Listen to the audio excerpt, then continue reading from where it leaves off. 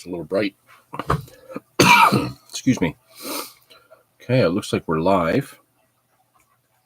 I'm not wearing my glasses. I don't know where I put them down. Oh, excuse me. Okay, so we're like 2.5 hours late, or hour and a half late. But we're live for June. And I am out of breath because I am so rushed. Just got this put together, just got the posts out. Let's see. Did I even get all the posts out? Probably not. But once you jump in, let me know you're there. Grimy Fishing, good to see you there.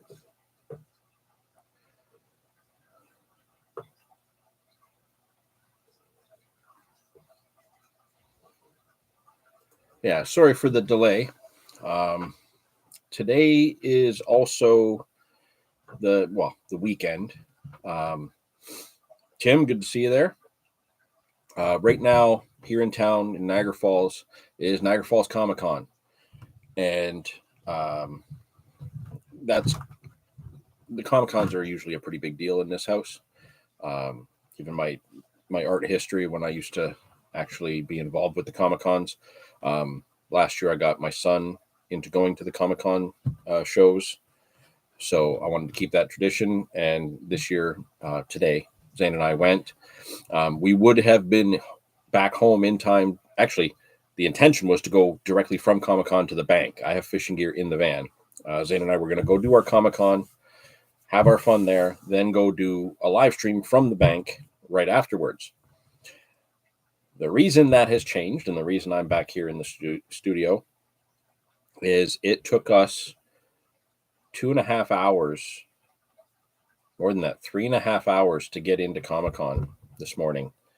So we didn't even get into the show until 11:30, and then 2 hours walking around the show. By the time we got out of there, it was already quite late. So instead of flying out to try and go and set up and do a live stream from the bank, we just rushed home. He's tired, I'm tired, and I knew I could get this set up quite quickly.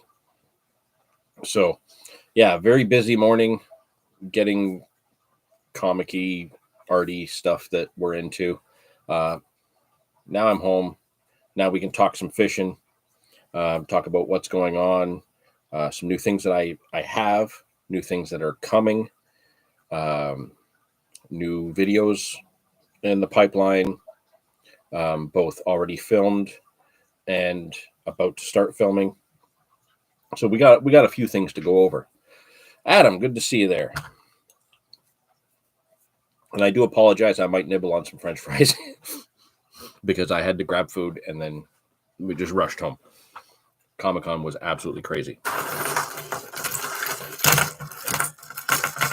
Yes, I'm rattling around with lures, trying to get them separated because all the hooks went together. I'll show you in a minute. So, yeah, right off the bat, one of the new things that I just got, and this is a company that has just recently partnered up with the Canadian Carp Society to offer a benefits package. That benefit package being quite a nice discount on their lures. And it's very interesting because this company makes their lures in a way that really ties into our environmental initiatives like Leave No Trace. So if you are a member of the Canadian Carp Society, you can get a discount on this stuff.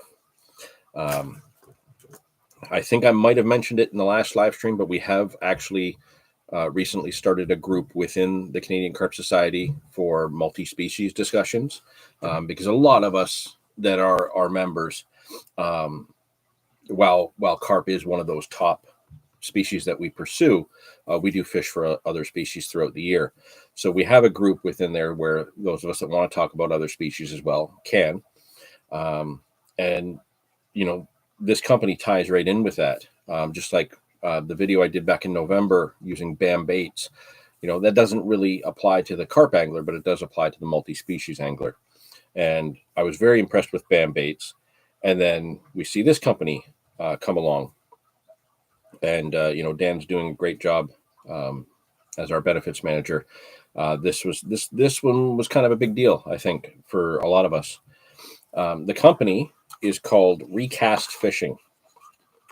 They have all their social medias right on the box and stuff like that. The box itself that they keep their lures in is cardboard, and inside is more cardboard. So it's all completely recyclable. I'm dropping this stuff everywhere. So the packaging is 100% recyclable, and their lures are actually made from 100% recycled ocean plastics. So that's a big deal. The fact that they can do that is absolutely amazing. So we definitely want to be partnered up with a company that's that environmentally thoughtful. So I took advantage of the discount that being a member gets us through the Canadian Carp Society, and I put in an order for 6 lures, just to get me started on what these lures are like. I'm just waiting for bass season to open, and then I'm going to take these out.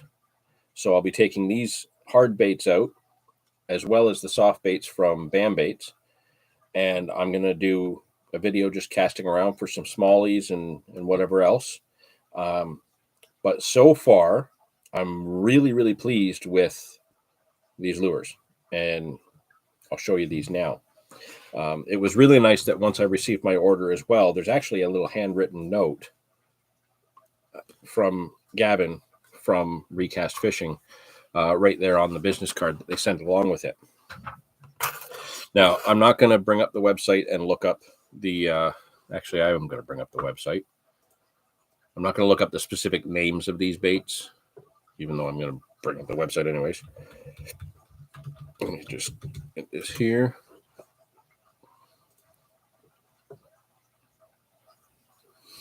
Okay, I'm going to throw a link right in the chat for you guys. And if you want to open that up in another tab, you guys can check this out for yourself. Yeah, 100% recycled ocean plastics to make these lures. And when you go into their lure section on the website, oh my goodness, how many pages did I just open? I think I opened 4. And my computer's being screwy. Instead of opening new tabs, it's all new windows. Let's see here. And it doesn't want to scroll.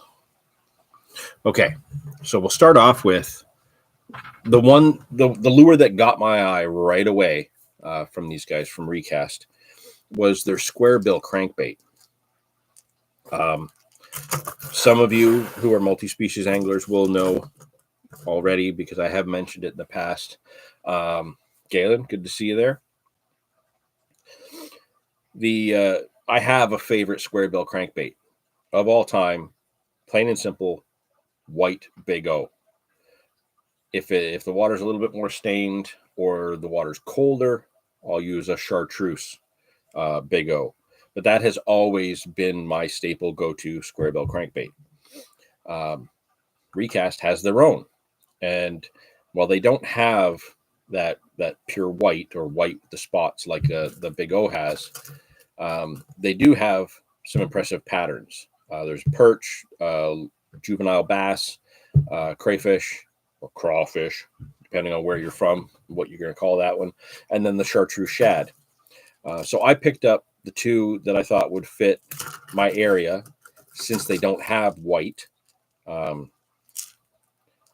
If anybody from Recast Fishing is watching right now, I will tell you, just do a white one. A white one with maybe a blue back or just white as it is.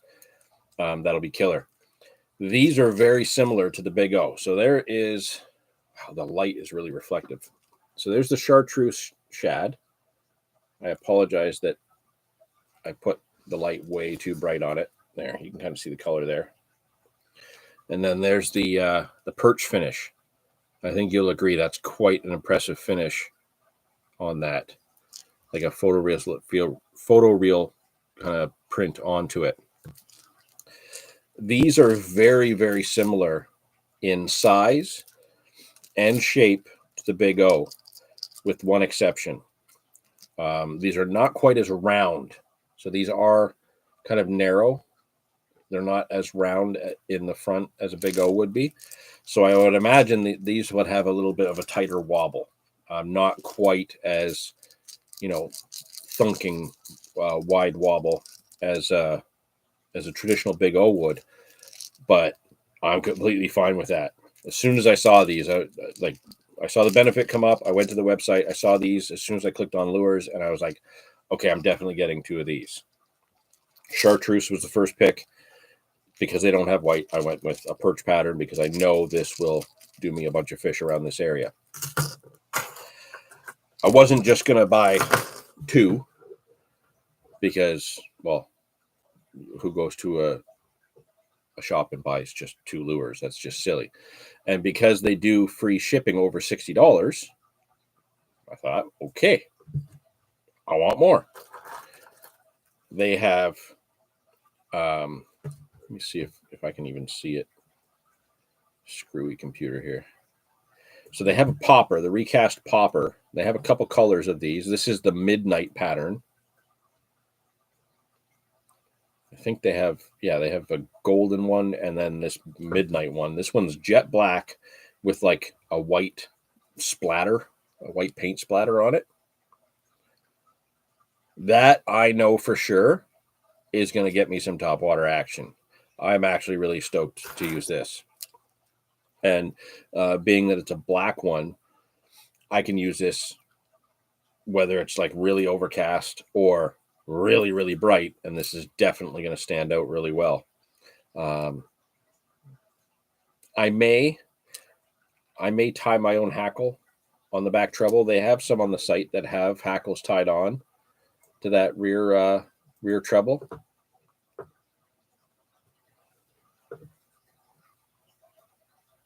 But mine didn't have that, even though it shows on the site. If you look at their like full collection and buy the 4-pack of these, they don't come with hackles according to the site. But it was a little bit weird to see them with feathers on the site and then not receive it on here. I'm not complaining.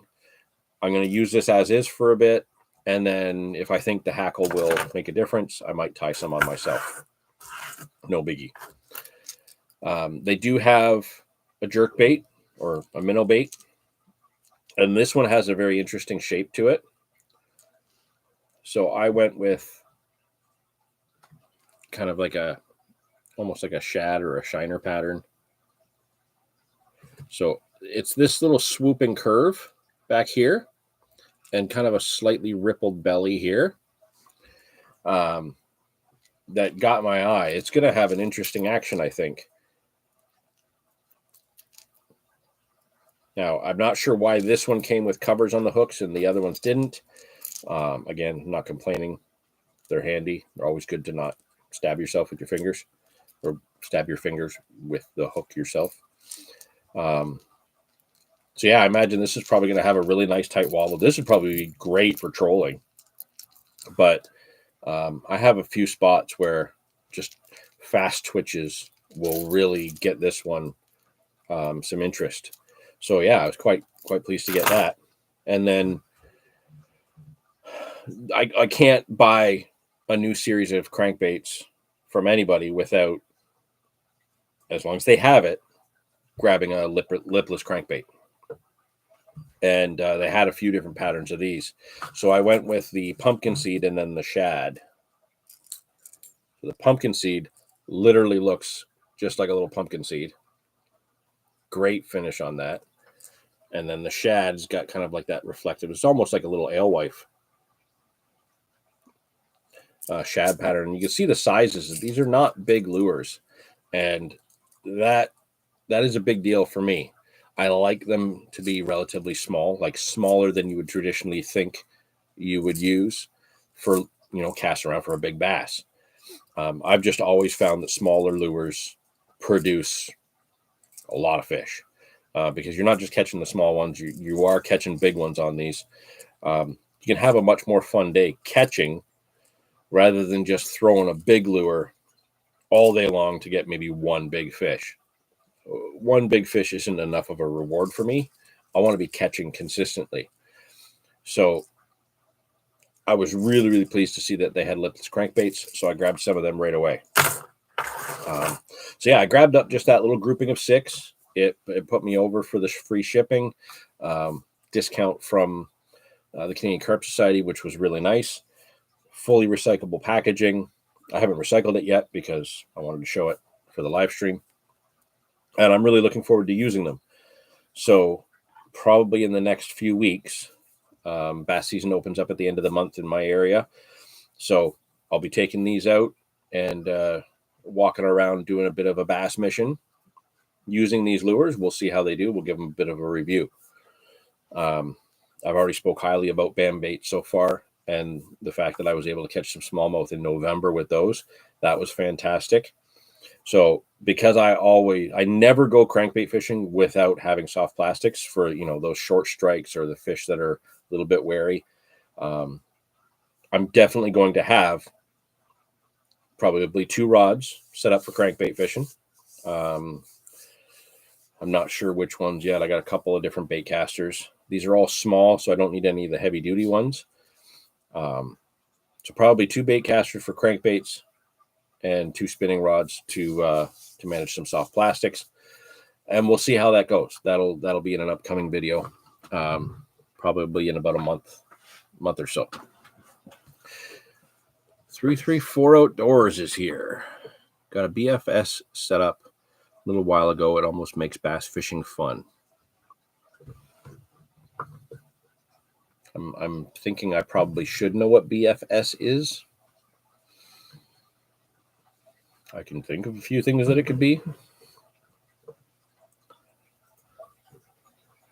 So yeah, the link right there is in the chat if you guys are interested. Recast Fishing. Check them out.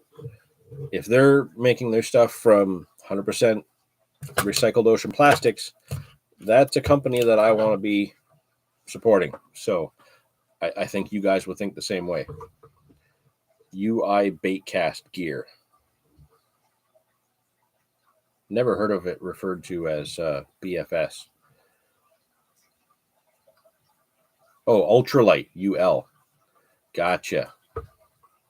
Yeah, I have a ultralight baitcaster around here somewhere. It's a 2-piece one too. I haven't used it for a while. I need to find that. I got way too many fishing rods. And on that note,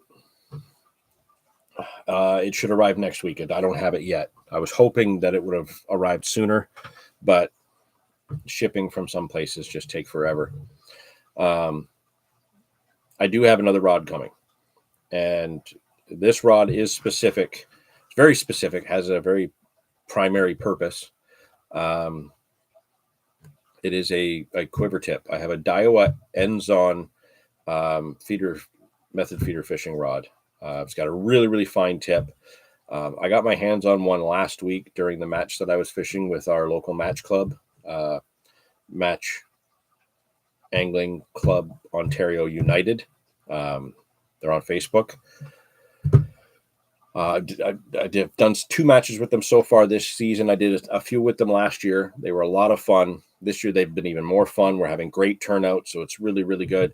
And one of the guys was letting me check out his Daiwa ends-on fishing feeder fishing rod, and I had never seen a quiver tip like other than on videos, and I was quite surprised at just how it was like somebody glued one of my ice fishing rods onto the end of a rod.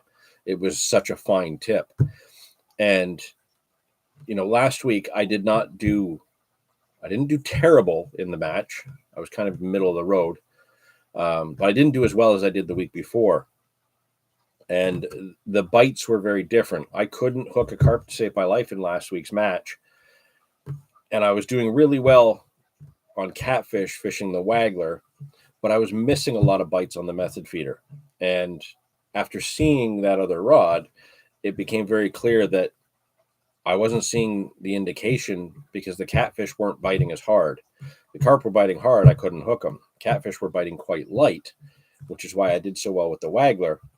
But the tip of my light trout rod that I use, the 10-foot Riversiders that are, I think, medium light, the tip just wasn't moving enough for me to actually see some of the indication. And like I use my method feeders free running as well. So I should have been able to see a lot more indication. I saw a great deal on this Daiwa ends on rod. So I jumped on it. It should be here next week. So it won't be available for the match that I'm doing tomorrow. But probably I'll probably do another one in a couple weeks. Take a week or two off from them. Doing 3 in consecutive weeks. It's taken my time away from being able to do some of the other fishing I want to do. So I really, really am enjoying these matches. But I'll take a little week off or so, 2 weeks to wait for that rod to come in. And then I do have an order from the tackle box in the UK of some more match equipment. More like end tackle, bombs, feeders, stuff like that, waggler floats, just more to do with that whole match scene. I'm getting a lot of fulfillment about doing these matches. I find it very interesting.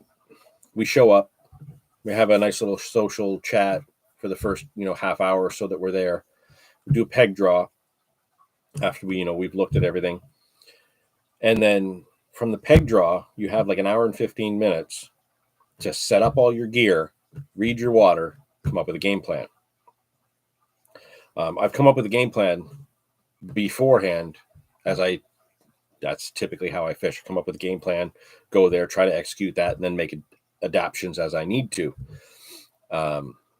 This has been very much that, which is very exciting, very fast-paced, very think out of the box right away. And you only have 5 hours of fishing time before the match is over. Last week, it was an hour and a half in before I had kind of figured out what I had to do and started catching consistently. So it's kind of a rush to actually, hey, I've got 5 hours and I've got to make this work. I need to get my butt in gear. Especially when you see some of the other anglers doing these matches who are pulling fish in left, right, and center on either side of you. The guy who won last week's match was to my left, and one of the guys to my right had almost nothing but carp. I did end up beating him because a turtle got into his net, ripped it open, and 4 of his carp swam out. So the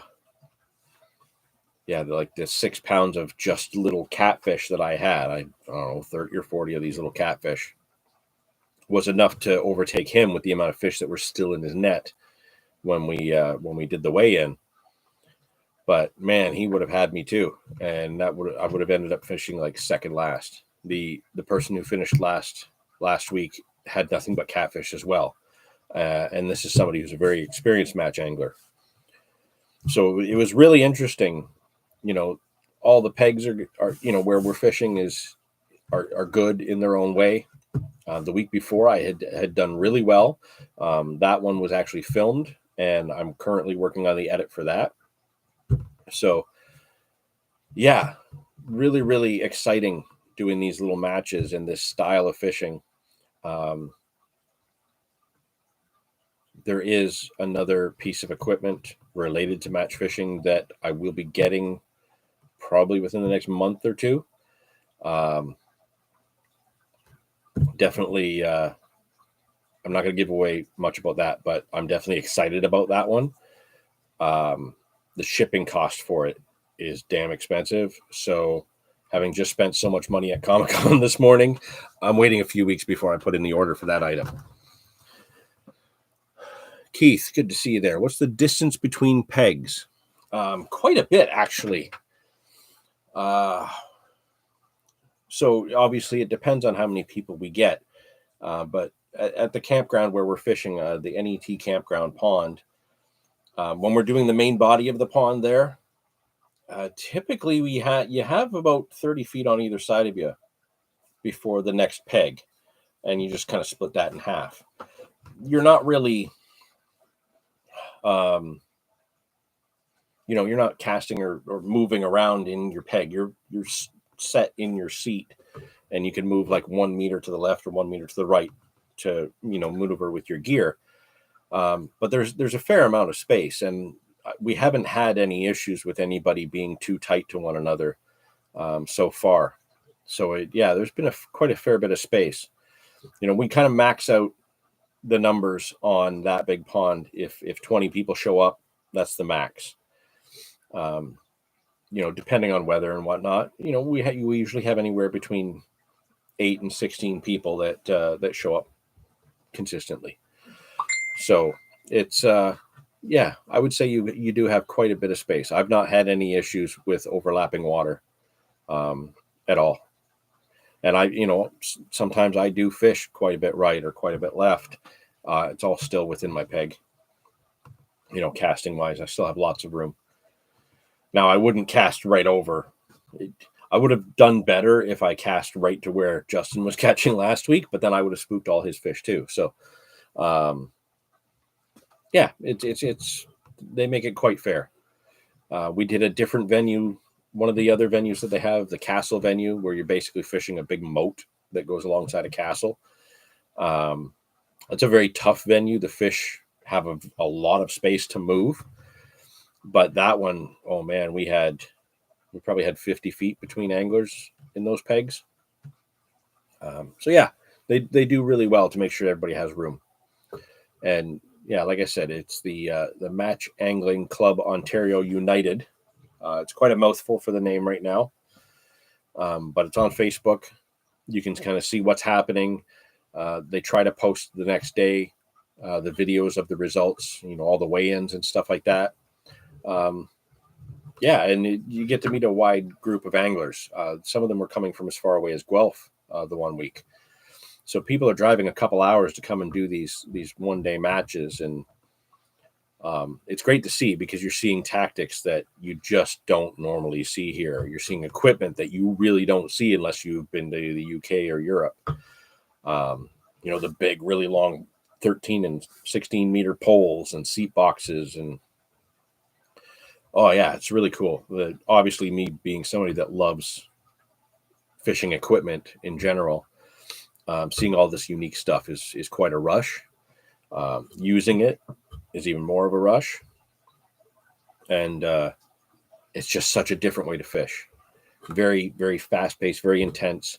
I have to say, last week, probably some of the most impressive casting that I've ever made, I did last week during that match. And it didn't make a difference in my results. I was literally casting 30 yards, having my method feeder go under a branch and still go back and land just tight to the bank where I saw some carp activity. And I couldn't land a carp to save my life. But consistently, I was making that cast almost effortlessly, as if I was clipped up, and I wasn't. So it really helps kind of develop some skills as well, fishing this way, this fast paced. What in the Wales is the name Guelph? Here, let me type it in there for you in the chat.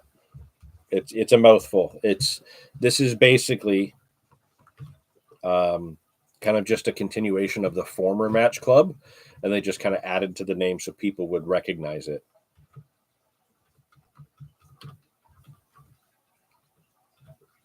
I apologize that it's all in caps. I've hit a key code on my keyboard, and things are screwy right now.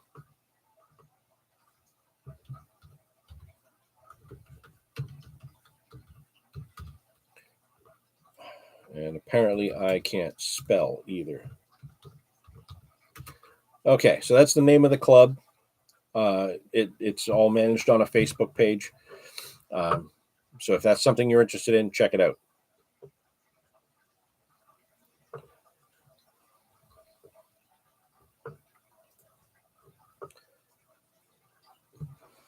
So new lures, looking forward to getting some use out of those very soon. Match club fishing has been really, really exciting for me. I'm really enjoying that new kind of branch to my fishing.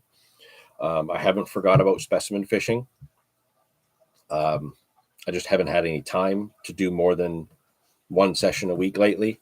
Normally I would try to sneak in an after work session to go, target fish closer to home.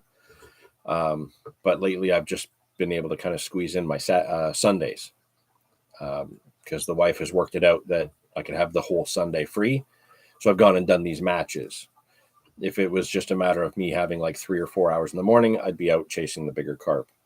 Or, when the season's open, I'll target a few other species as well. But lately I haven't been doing the after work sessions because I have a lot of editing to do.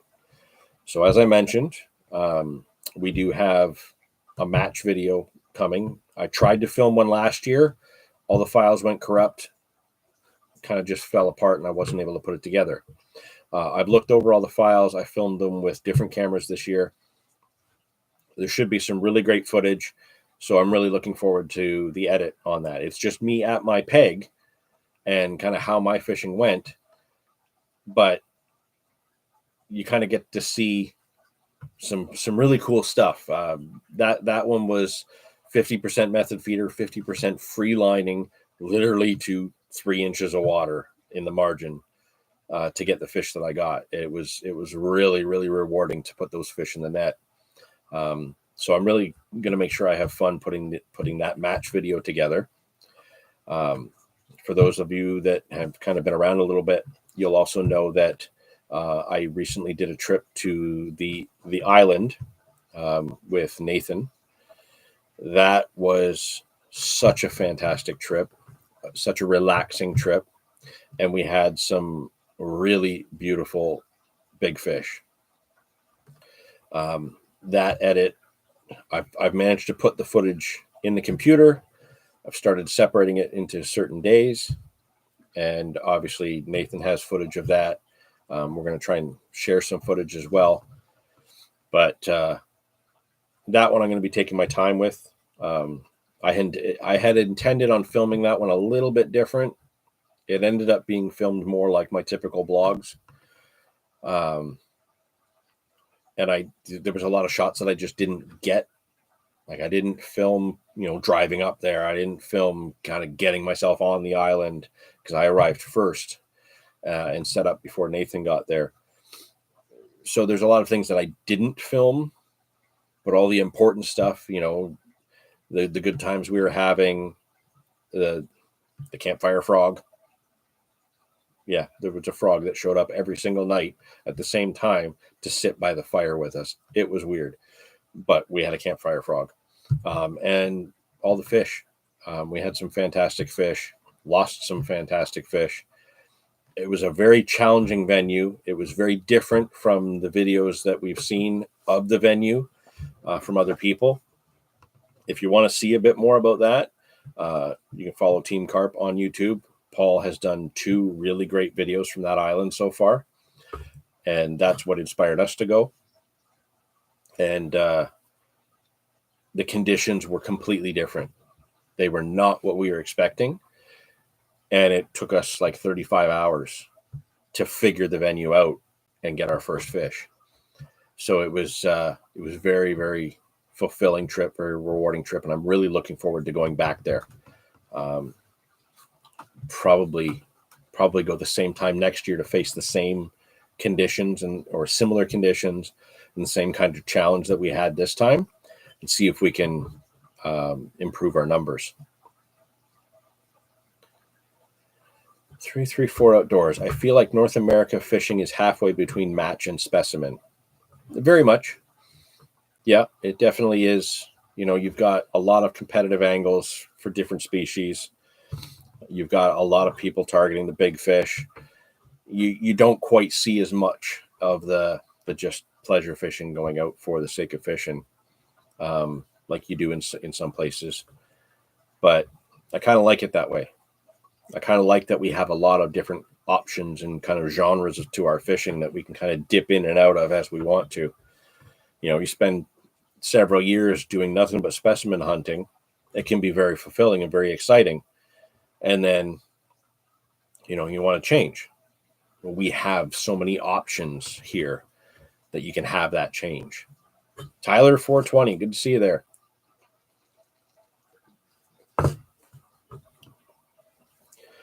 So yeah, lots of different things happening, and on top of those 2 videos that I'm working on, trying to get the edits done, I just sent some photos and directions to Dave the other day because he had requested information on where we should do our next breakdown. You guys have really responded well to our breakdown series. Been having an absolute blast putting those together. Some nice friendly competition between Dave and I, even though we can't always fish together. That this is what this was kind of born out of.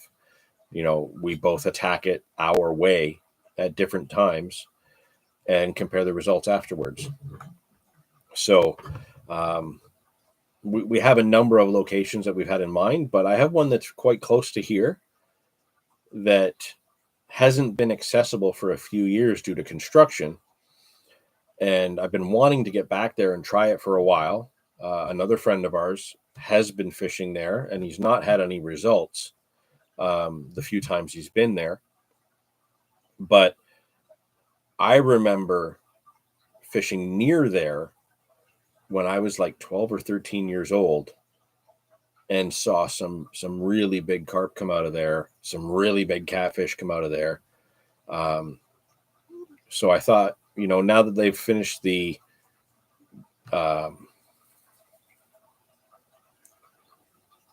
now that they finished all the construction there and it's all kind of opened up, it could be really interesting to go there where all these people, are going because of its accessibility, and they're not catching much, if anything. It would be really nice to go there, put in a little bit of work, and have Dave and I actually pull out some really good fish. If for no other reason, aside from, entertaining ourselves and you, to show other people that if they just work a little harder, they might actually get some surprising results. Sometimes it takes a little bit more than just showing up. And that's kind of what that breakdown series is about. It's showing what Dave does to get results, what I do to get results, and which one of us was right, which one of us had which one of us was smarter about it, which one of us had the better result. Going to fish Hamilton Harbor, leaving soon. All right, first fish you catch today, I want you to dedicate to the Angler Files. Put it up there on Instagram and say, this fish is dedicated to the Angler Files because John asked me to. Not really sure why I did that. It was on the fly, but it's a good idea. Dedicate a fish to the Angler Files. Why not? Show it on Instagram. We'll share it around as well. What we got here? Oh, Big Fish Angler Chad is messaging me all kinds of inappropriate memes and stuff, which is, fun. It's amusing. I did recently have a session out on the boat with Big Fish Angler Chad. We went trolling not last week, the week before. And he took me out for a morning. Surprisingly, I spent probably 90% of the time that we were out there, I was the one driving the boat, which is weird because he has way more boat experience than I do. I'll have to post it. No Instagram. No problem. You send me a picture. I'll put it out there. 334 Outdoors. Got my first carp in 3 years the other day. Yes. Send me a picture. I'll post it up on Instagram. So yeah, we went out in the boat on Lake Ontario, did some trolling, and it was tough fishing. It got really hot really fast. Saw a massive cruise ship go by. I'd never seen a boat that big on the Great Lakes. It was awesome to see. But it was very slow fishing. It sounded like a lot of other anglers were having slow mornings. And so Big Fish Angler Chad took us around to another area a few kilometers away. We trolled our way there. Nothing was happening. We were marking fish. We had some, it was really cool to watch the graph and watch fish come up off the bottom and chase the lures and then go back down. But yeah, we ended up getting a small rainbow and then a small salmon that looked like a little Atlantic. I haven't posted the pictures yet on Instagram or anything. I did post them in our multi-species group on the Canadian Carp Society. It looked like a small Atlantic. With the way the markings were, the little X's and O's markings. Those are the only two fish we actually landed before disaster, where Big Fish Chad almost went overboard with his downrigger. The bottom bracket of his downrigger just completely snapped off, and him and it started to go off the back of the boat before he caught himself and was able to get back in. That pretty much ended our morning. I think we did one more loop around that area with no results and then packed it in for the morning. So, because I am a member of the St. Catharines Game and Fish Association, I can get in on some of these, tournaments and member events that they do. So I'll be back on the boat again throughout the season with Chad to try and get some more trout and salmon and stuff like that. It's not my style of fishing. It's not really what I'm into. I find trolling overall to be quite boring, but I do enjoy time with my uncle, and we grew up together. We're very similar in age. We're not far apart at all, so fishing together is something we've always done. And the last few years I've hardly fished with him, so I'll suck it up and do a type of fishing I'm not really into to spend time with him. And if we get a few fish, that's a bonus. So I don't know if I'll take the cameras for those sessions. We do have one video on the channel in his old boat, trolling for salmon. So those of you who've been around a while might have already seen that one. But yeah, I'm looking forward to getting a little bit of that in as well. It's going to be fun. Wrong species, but hey, it's a carp. You mean wrong species? Were you targeting something else?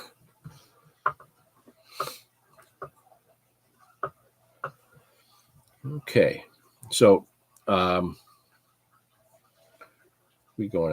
42 minutes in. I'm probably going to wrap this up at the 1 hour mark. I do apologize for making it a short one, but I do have a lot of gear I need to get ready for tomorrow's match. I have to get my bait ready. I have to get my rods. I need to tie some rigs and get all that stuff together, and somehow try to finish eating and sneak in a nap, because we had an early start today and sat in that line for so long that I'm worn out. My son's worn out, but we had a great morning, and we still have to go through all the stuff in the bag full of comics and stuff like that from Comic-Con. So we're going to go through all that. And then I'd like to wrap my evening up working on the edits that we have coming for you guys. Anybody have any questions this week or this month, this live? There's always some of you that have some really cool questions. Again, I apologize for being late today. So I know some of you that would normally be here at that time might have missed out. I know John O'Connor from out in Alberta messaged me while I was at the Comic-Con if we were doing a live, and I let him know we are, just we're running late. So yeah, anybody have any questions or anything like that to throw around that I might be able to answer? Questions about the match fishing, anything about any of the stuff we have kind of coming down the line?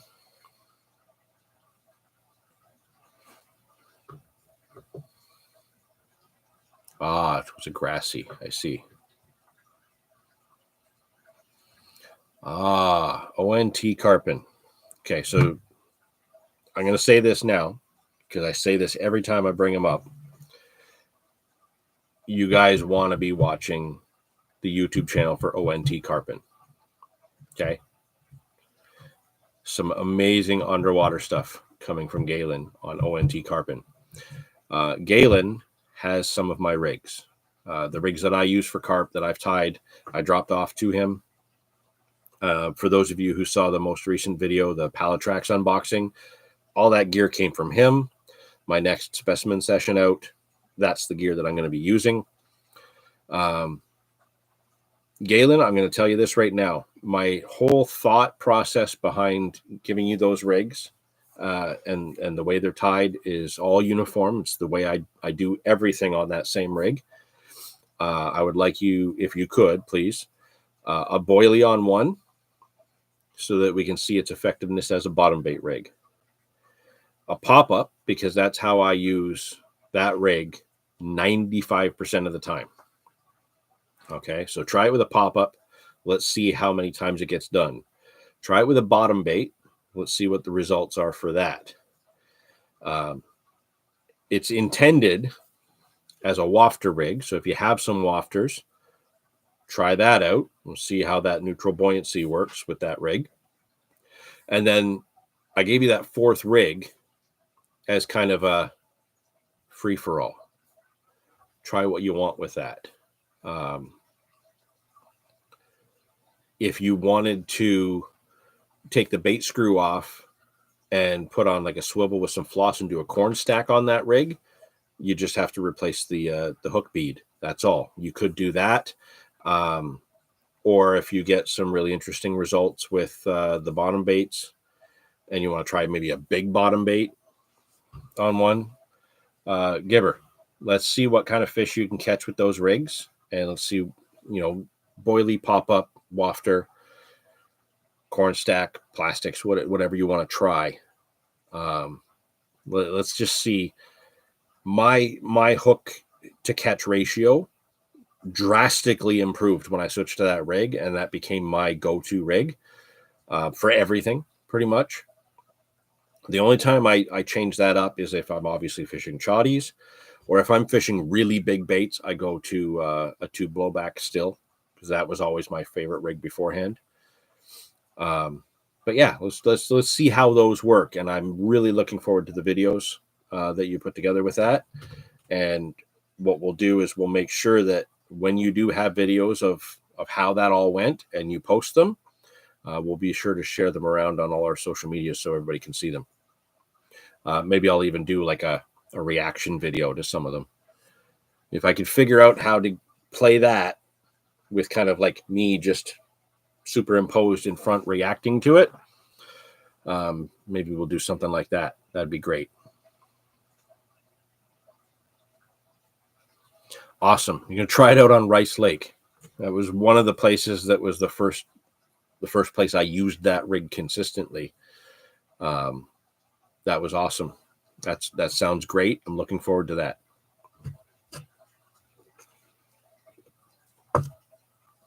Since you're there, Galen, if you want to copy and paste the link into the chat for anybody, do that.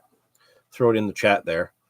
And that way, anybody who isn't already following you, they can just click on that, open a new tab, and follow along.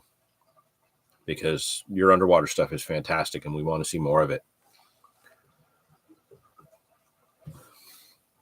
So yeah, speaking of the unboxing that we did from Galen last week, we just did that on the bank because I had it all with me, and I did put one of the grips hooks out on a zig rig because it was really tough fishing for Dave and I. And so yeah, I'm going to be doing a session soon where I go out, fish the river.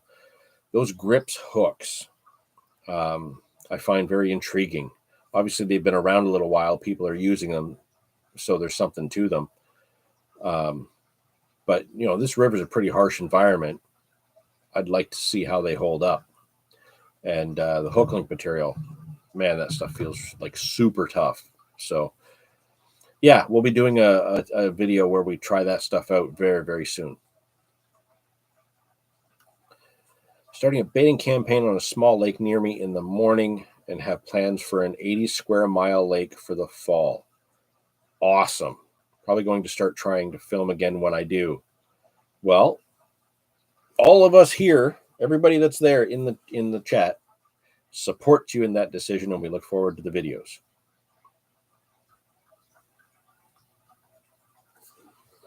Plain and simple. Let's see how your baiting campaign goes. Looking forward to it. I myself am a little bit behind on watching all the ones I subscribe to. I've been watching a lot of match fishing. Like, I knew about match fishing before I knew about specimen carp fishing, and I've been watching a lot more match fishing lately, just because that's what I've been doing. So that's kind of where my mindset has been. But one of the things that I need to get caught up on maybe later today when I kind of lay down to chill out. High Country Fly Life has put a video out recently. I do enjoy fly fishing as well. I don't do it very often, and even rarely more so show it. But man, I love High Country Fly Life's videos. Fishing in New Zealand for browns and rainbows in these high mountain lakes and these long, narrow passes to get into it. It literally looks like, well, they are fishing in Middle Earth for these beautiful trout. So any Lord of the Rings fans, the scenery is the same. It looks absolutely incredible. And they've got a new video out recently within the last week or so. I really need to go back and get caught up and watch that because I missed the recent one. Another one that I follow that I've been watching a lot of lately, he's a very consistent poster. He puts up a lot of videos. Now, he is a match angler, a YouTuber like many of us. Bag Up TV out of the UK. And he has a friend who does another channel called Fish On TV. Both match anglers, but like your average Joe kind of match angler. And, sometimes he does well, sometimes he doesn't. But it's very neat to watch other people doing these same kind of tactics. Obviously, they're doing them where, all that comes from. So it's a little bit different here where we're fishing different species for the most part. Venues that are not stocked. So we're fishing for fish that, are just there. They were never put in there. But yeah, those are a couple that I've been following a lot recently. Fish on TV, Bag Up TV, and High Country Fly Life I've been following for years. I remembered that they recently just put one up, and I haven't seen it yet.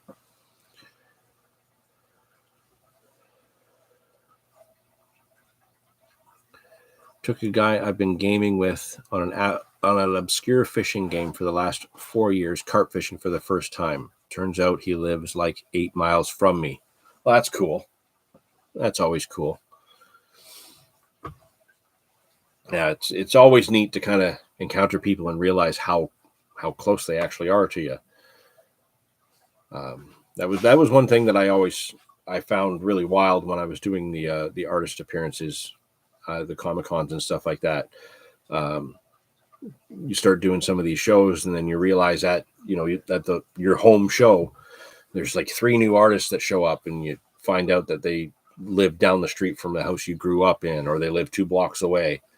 Yeah, very cool. It's always great to catch up. I saw some of them today. They're still at it, and I miss it. And it was great to catch up with them. So yeah, it was a lot of fun to see some old friends today. Same situation.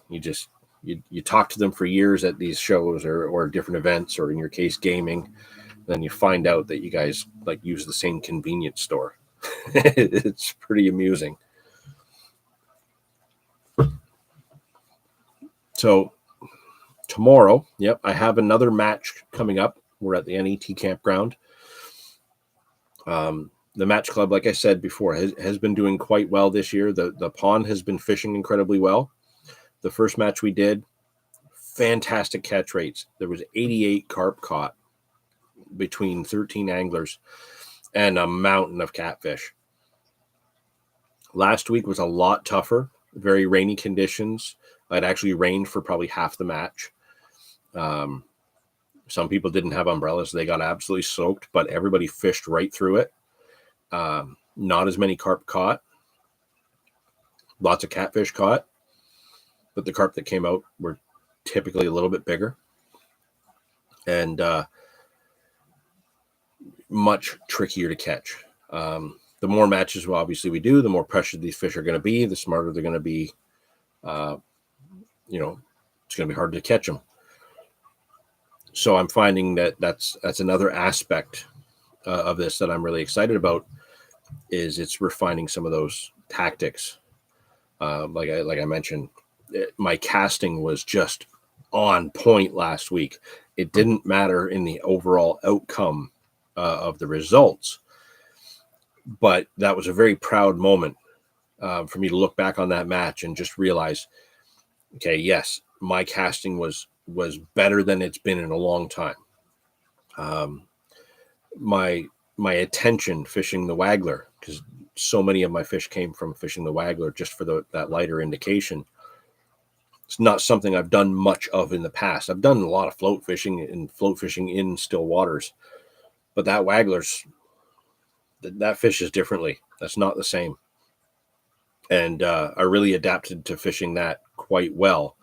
And for a good chunk of that last half of the match, I caught quite consistently, and I was very, very pleased with that. How do you like to set up a waggler? Well, there's apparently a lot of ways to do it. And I'll tell you right now, I haven't quite figured it out yet. My shotting pattern was not what it needed to be. And I had a lot of adjusting from when I switched from the method feeder, which wasn't getting me the results I needed. And I switched over to the waggler. I found out very quickly that my shot pattern was definitely having an impact. I either was too low, too high, or the bulk shot was just too heavy to get the indication. So I'll get back to you on that one, Galen. I'm still figuring that out. I've looked into a new piece of equipment that I have to order that comes from Italy. And it's designed specifically around figuring out your shot, how much shot a certain float will hold. And once I can understand that a little bit better and make sure I'm putting the right amount of shot on, then I can start to figure out the proper shotting pattern to make it optimal. I don't want to say what that piece of equipment is yet, because if I try to say the word, I'll probably mispronounce it. But I'll be ordering one of those in the next week or two. And it's not just going to be for match fishing. That's going to have an impact on my steelhead fishing and everything. I like fishing, like when I float fish for steelhead with the center pin, certainly through my teen years and my early 20s, I always liked shotting my floats and everything at home before I went out. So everything was ready to go. So when I got there, I could just put the rod together and cast out and start fishing. I hate shotting lines out on the bank because look at these things. Look at these mitts. They're horrible for that fine work. And as I'm getting older, it's even tougher because my eyesight close up isn't what it was. So I like to try and, use a bright light like I have here in the studio, and I can really see what I'm doing if I do it at home.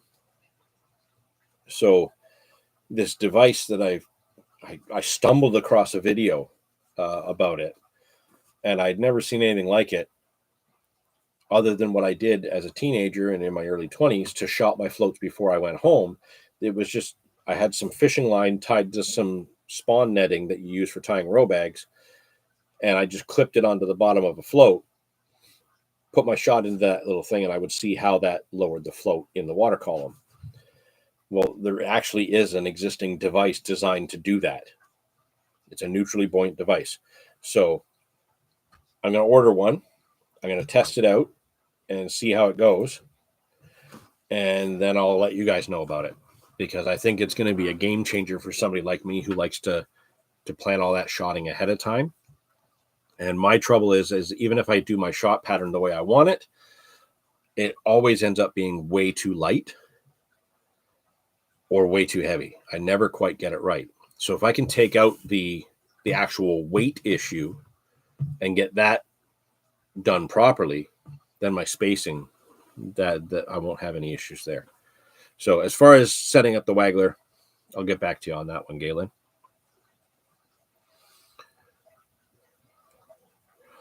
334 doors. I switched to Pay Lake style gear running ambassadors, and I need to practice casting 12 ounce of pack bait. Oh my God. That's a lot of pack bait. It's difficult. I tried it in UK and didn't quite figure it out. Yeah, the waggler fishing.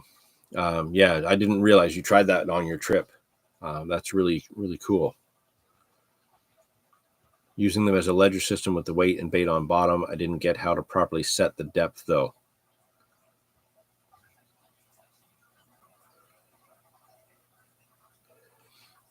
That's Junior is for is you can see. Don't quite know what you mean there. And I apologize, 334 Outdoors. As I mentioned earlier, we were going to be on the bank. We were going to go straight from Comic-Con to the bank, set up, and do a live stream. So Zane was going to be on the live stream, and I know YouTube probably would have started talking about Pokemon again. But the boy's worn out. 3.5 hours in line, and then 2 hours actually walking around the show. He's toast. But he did want to be on there so that he could talk to you guys as well.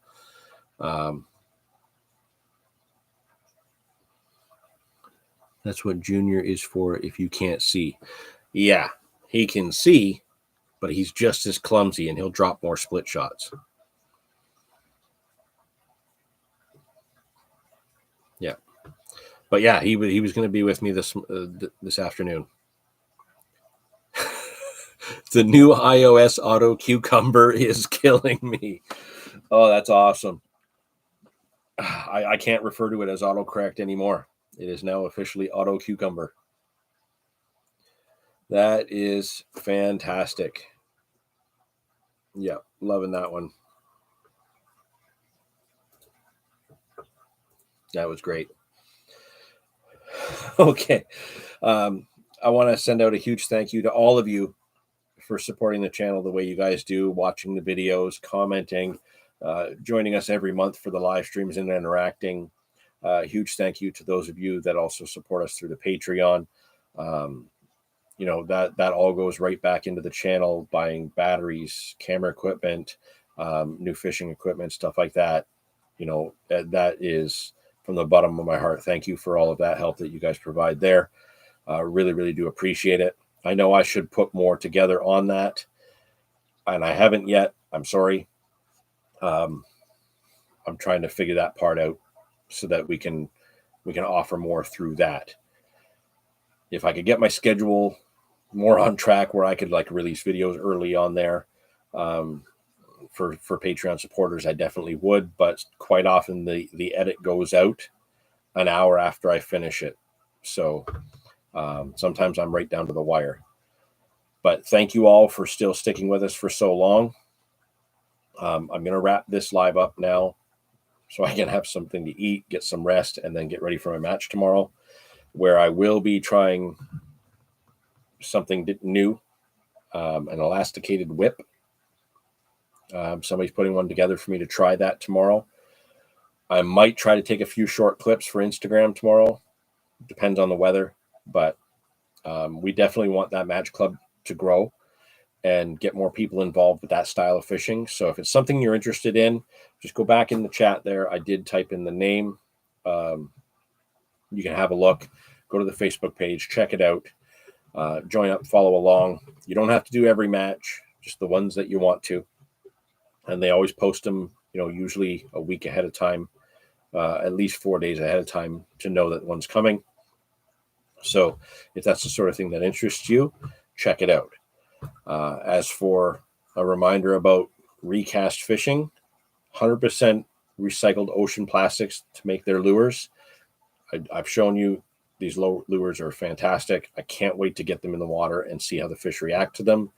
If you're a Canadian Carp Society member, you do get a discount. Even if you don't, what they're doing is a great thing and they should be supported. And if you spend more than $60 on the website, you get free shipping. it's worth it to spend the $60. I bought 6 lures, got free shipping, had my discount.